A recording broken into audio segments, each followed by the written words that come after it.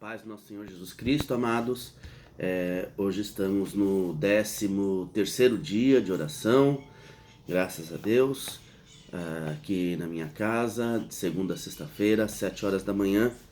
Todos estão convidados a vir aqui orar presencialmente. É uma grande bênção e a gente sentir aqui a presença de Deus todos os dias. Deus que está vivo em nós, mas precisamos alimentá-lo com oração, com leituras, com dedicação na vida dele. E ele se manifesta cada vez mais em nós. Amém? Hoje eu vou continuar com a leitura do livro A Revolução dos de um Talento. Hoje eu vou ler o capítulo 10.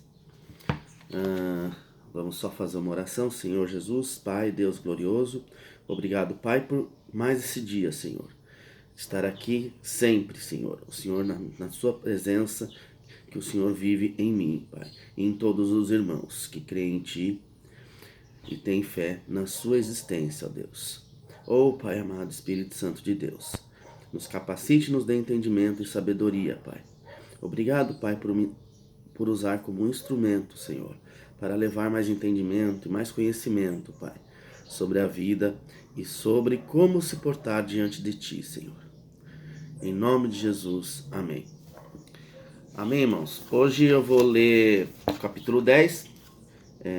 O cristianismo não é religião. Vivemos num tempo de obscuridade, em que a verdade do Evangelho foi substituída por um tipo de religião humana. Mas a vida cristã nada mais é do que Cristo em nós. Transformar Cristo numa religião é dizer que o seu sacrifício na cruz foi inútil e que precisamos fazer algo por nós mesmos para alcançar a salvação. No dia em que o Senhor Jesus morreu na cruz, o Evangelho diz que o véu do templo se rasgou no alto a baixo. Mas hoje temos um templo reconstruído em São Paulo. Simplesmente costuraram o véu que o Pai havia rasgado. Construir um templo pode parecer algo inofensivo, já que a maioria das denominações o faz, mas a verdade é que estão passando um conceito, algo que eles acreditam, e se cremos no erro, inevitavelmente cairemos no abismo. As pessoas estão acostumadas a pensar no cristianismo como uma religião, mas o cristianismo não é uma religião. Evidentemente, nós falamos para as pessoas de fora como se fosse uma religião, para que elas possam entender. Mas a verdade é que o cristianismo não é uma religião. O cristianismo é crer corretamente. Não é, antes de tudo, uma questão de comportar-se corretamente, mas de crer corretamente. Evidentemente, teremos um comportamento correto, mas apenas como resultado de crer corretamente. Crer corretamente é importante porque nossa fé afeta nosso espírito, nosso corpo, nossa alma, nossa vida financeira, familiar, profissional, enfim, cada aspecto de nossa vida. Todo comportamento é resultado de uma crença. Uma crença errada sempre vai produzir um comportamento errado. Costumo dizer que não existe teologia neutra, pois aquilo em que cremos sempre vai produzir um estilo de vida como resultado. Baseado nisso, posso dizer que uma crença errada pode destruir a edificação da igreja. Precisamos rejeitar todo o espírito religioso. O cristianismo não é uma religião. O cristianismo é uma questão de fé. É definido pela fé. É a fé que torna real a verdade do Evangelho. Mas a religião é sempre um sistema exterior e humano. É o homem tentando pagar a sua entrada no céu. Devemos rejeitar tudo o que procede da religião. Como podemos identificar conceitos e práticas religiosas da igreja? Toda religião possui 5 características básicas. A primeira, o templismo. Recentemente, uma igreja resolveu construir o Templo de Salomão, na cidade de São Paulo. É a expressão máxima do templismo nos dias de hoje. Fico feliz de poder falar desse assunto com a liberdade de quem falou contra o templismo por toda a vida. Nossa visão é muito clara sobre isso. Nós não temos templos, mas e os demais evangélicos, todos eles possuem templos. Eles não podem criticar essa obra.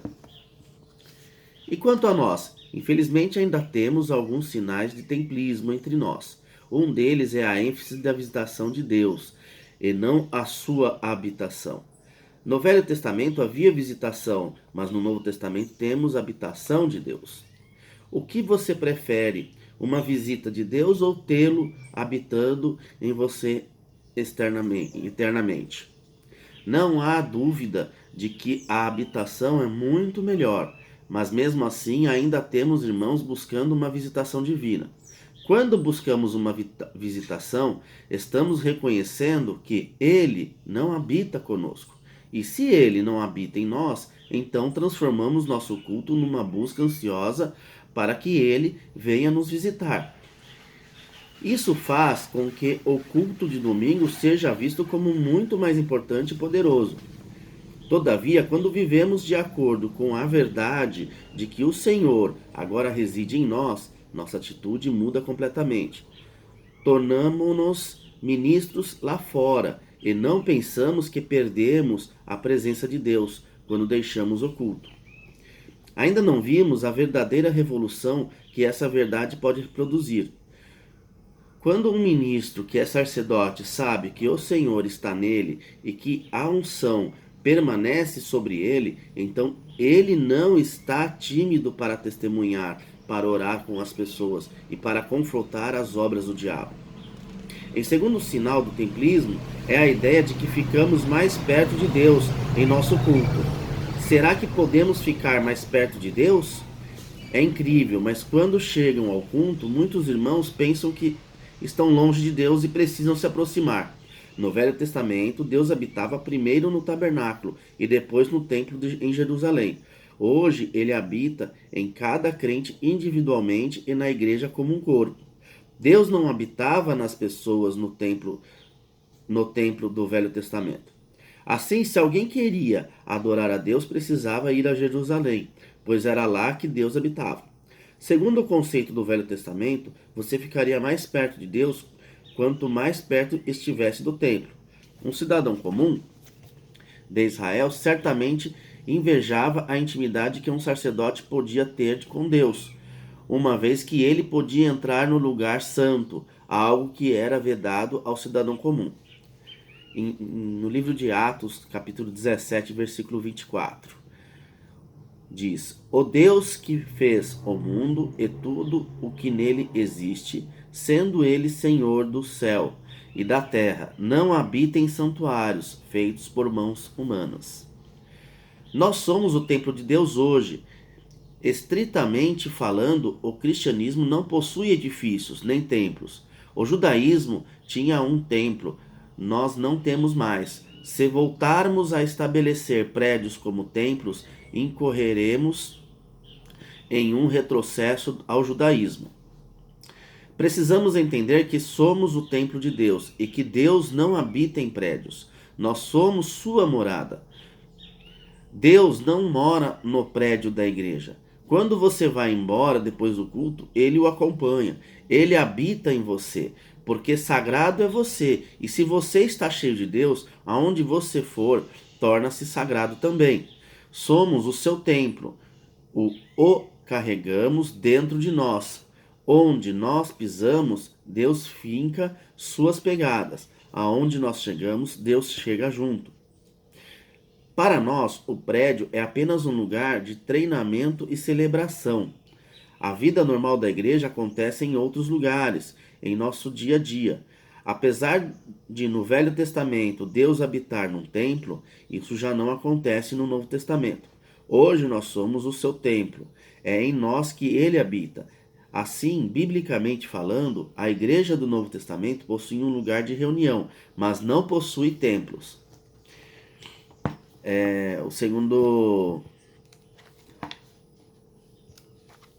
A segunda característica, né, da religião, né, o legalismo. A segunda característica fundamental de toda religião é a lei. Não há religião sem a lei. A lei é o centro da vida de um religioso. Ela somente pode ser escrita em tábuas de pedras, mas a lei da nova aliança, o Novo Testamento, é escrita em nossos corações. Em Hebreus 8, versículo 10. Não podemos ser cristãos e ainda continuar no legalismo.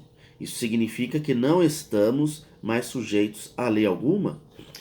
É claro que cumprimos a lei. Na verdade, nós que andamos no Espírito é que verdadeiramente cumprimos a lei.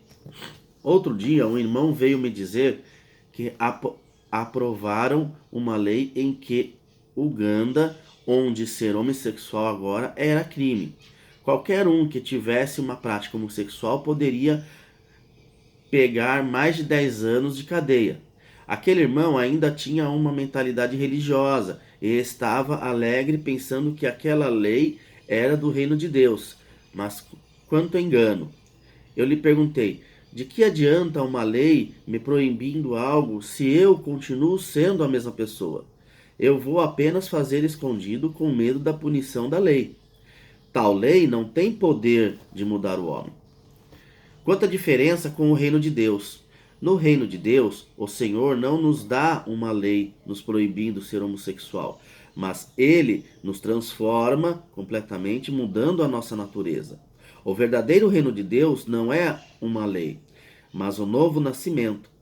Esta é a glória do Evangelho. Somente o Evangelho tem poder de mudar o homem por dentro. Mas o religioso acredita que as pessoas se tornam mais santas quando estão debaixo de alguma lei. Se não há lei, logo pensam que as pessoas cairão no pecado. Não lhes ocorre que, no reino, nós somos mudados em nossa natureza. Nós somos mudados em nossa natureza. Eu não mato porque existe uma lei que me permita, que me punirá se eu matar. Eu não mato porque sou nova criatura e as tendências homicidas foram retiradas de mim. Tá, aqui é uma afirmação, né? Eu não mato porque existe uma lei que me punirá se eu matar. Eu não mato porque uma nova criatura. Eu não mato porque sou uma nova criatura e as tendências homicidas foram retiradas de mim. O Espírito nos ensina a respeito de todas as coisas. A lei do Espírito foi impressa dentro do nosso próprio espírito e não precisamos mais seguir a lei de Moisés, que está presente em todas as religiões. Toda religião é, na verdade, uma imitação do judaísmo. Seguindo a lei do Espírito, nós acabamos por cumprir a lei de Moisés, porque a lei do Novo Testamento é superior. Não se trata de uma questão de decorar normas e regras, mas de ter uma pessoa viva residindo dentro de nós.